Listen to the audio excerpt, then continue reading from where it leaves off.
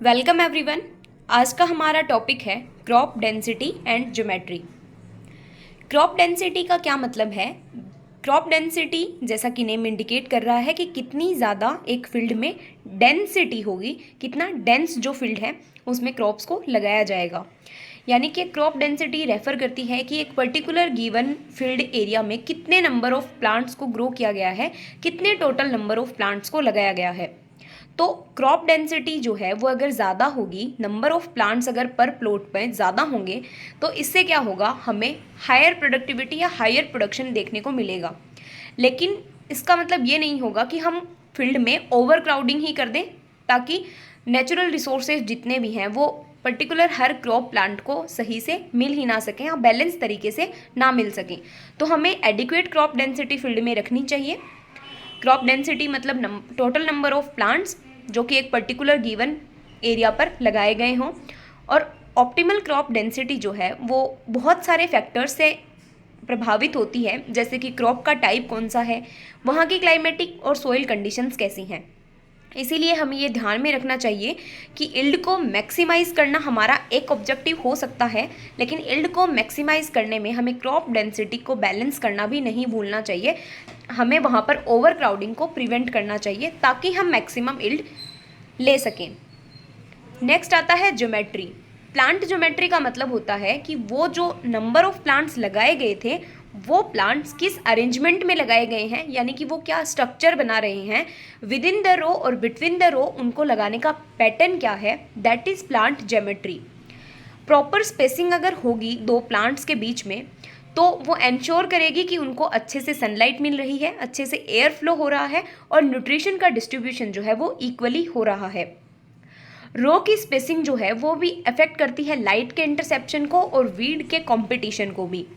जितनी ज़्यादा closure spacing होगी, जितना ज़्यादा दो प्लांट्स के बीच में स्पेस कम होगा, कंपटीशन उतना ही ज़्यादा होगा, चाहे वो न्यूट्रिएंट रिसोर्सेज के साथ हो, सनलाइट के लिए हो या फिर अदर रिसोर्सेज के लिए हो। इसीलिए हमें ध्यान में रखना है कि हम जो भी ज्योमेट्री को अडोप्ट करें और जितने भी प्लांट डेंसिटी के ऊपर अडोप्ट करें, ओवर क्राउडिंग जैसी सिचुएशन नहीं होनी चाहिए और बहुत ज़्यादा गैप भी नहीं होना चाहिए दो प्लांट्स के बीच में, बहुत ज़्यादा वाइड स्पेसिंग भी नहीं होनी चाहिए और बहुत कम क्लोजर स्पेसिंग भी नहीं होनी चाहिए, क्योंकि अगर क्लोजर स्पेसिंग होगी तो वो कंपटीशन को इंक्रीज़ करती है और अगर थोड़ी ज़्यादा स्पेसिंग होगी तो उससे हम मान सकते हैं कि रिसोर्सेज का एफिशिएंट यूज़ होता है।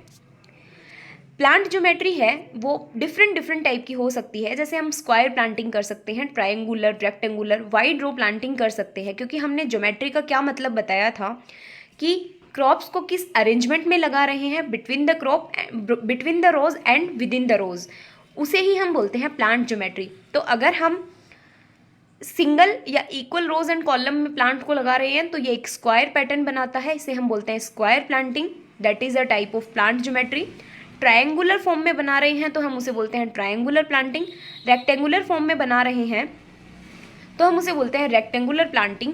और वाइड रो प्लांटिंग, जैसा नेम इंडिकेट कर रहा है, रो जो है वो वाइड होंगी, लेकिन जो दो रोज के बीच में जो डिफरेंस है, जो स्पेस है, उसको मिनिमाइज कर दिया जाएगा।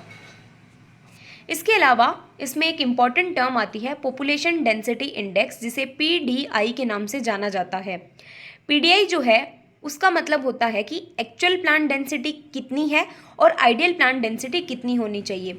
हर क्रॉप प्लांट के लिए एक आइडियल प्लांट डेंसिटी बनाई गई है कि पर्टिकुलर इतने एरिया में इतने क्रॉप्स होने चाहिए, इतनी प्लांट डेंसिटी होनी चाहिए, और हमने या फार्मर ने कितनी एक्चुअल प्लांट डेंसिटी को अडॉप्ट किया है, इसी का जो रेशियो है वो पॉपुलेशन डेंसिटी इंडेक्स कहलाता है। यानी कि population density index is equal to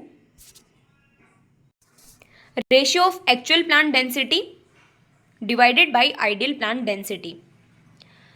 इसके अलावा चॉइस ऑफ ज्योमेट्री हो चाहे चॉइस ऑफ डेंसिटी हो, वो डिफरेंट फैक्टर्स के ऊपर डिपेंड करती है। डिफरेंट फैक्टर्स जो है उसको इन्फ्लुएंस करते हैं, जैसे क्रॉप टाइप, क्लाइमेट, सोइल की कंडीशंस, मशीनरी किस तरीके की यूज़ की गई है और मैनेजमेंट प्रैक्टिसेस, किन मैनेजमेंट प्रैक्टिसेस को अडोप्ट किया गया है। इनमें थोड़ा सा एडजस्टमेंट करके हम एक ऑप्टिमल प्लांट ग्रोथ देख सकते हैं, अच्छे से रिसोर्सेज का यूटिलाइजेशन देख सकते हैं और मैक्सिमम यील्ड प्राप्त कर सकते हैं।